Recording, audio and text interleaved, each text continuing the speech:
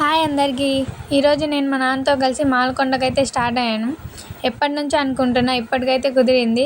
నాకైతే చాలా సంతోషంగా ఉంది. ఫస్ట్ టైం మాల్కొండకైతే వెళ్తున్నా. మా ఊరు నుంచి మాల్కొండ 23 కిలోమీటర్స్.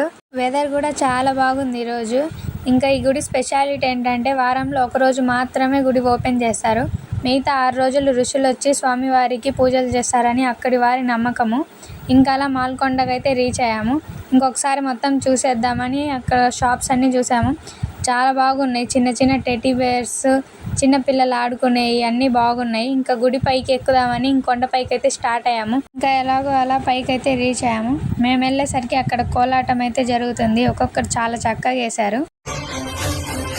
శ్రీకర శుభకర ప్రణవ స్వరూప లక్ష్మీ నరసింహ 14 లోకములన్నీ నొక్కే జ్వాలా నరసింహ.